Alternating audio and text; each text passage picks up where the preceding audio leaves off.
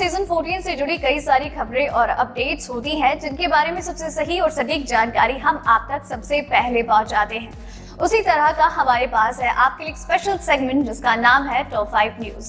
दोस्तों आज के लिए भी मेरे पास आपके लिए हैं टॉप 5 खबरें जो कि सीधा रिलेट कर रही हैं बिग बॉस सीजन 14 उसके घर और घर में रहने वाले घर वालों से।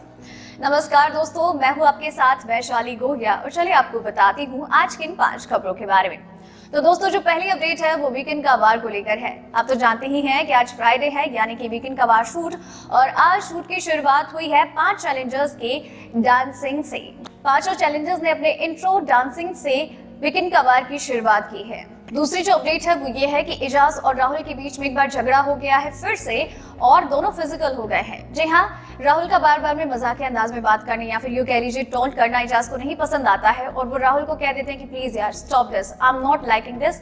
तो राहुल को गुस्सा आ जाता है और कहते हैं कि आपके मूड के हिसाब से होगी चीज, जब आपका मन हो मजाक, वरना सब सीरियस नहीं होता है ऐसे। और ऐसे ही बातों बातों में यूं कह लीजिए कि एक दूसरे के ऊपर टोंट मारने के चक्कर में लड़ झगड़ पड़ते हैं और एक दूसरे को धक्का देने पर उतारू हो जाते हैं। तीसरी जो अपडेट है वो ये है कि घर वाले सारे हो गए हैं खिलाफ राहुल वैद्या के। जी हाँ, क्योंकि बिग बॉस ने एक टास्क दिया था कि अब आपको अपने विचार साझा करते हुए ये बताना है कि कौन डिजर्व नहीं करता है फिनाले में जाना। तो सभी ने बताया कि राहुल वैद्या महिलाओं की इज्जत नहीं करता है, जो कि उनकी सारी अच्छाइयों को वैनिश कर देता है। तो वहीं निकी तंबोली भी कहती है कि मेरे पीआर मैनेजर पर ट्राई करता है लेकिन इसका कुछ होता ही नहीं है, बाहर किस किस के पीछे घूमता फिरता है। बाकी सदस्यों ने भी इसी बात को लेकर कहा कि Rahul Vaidya you are not going good with your things because तुम फेक लगते हो।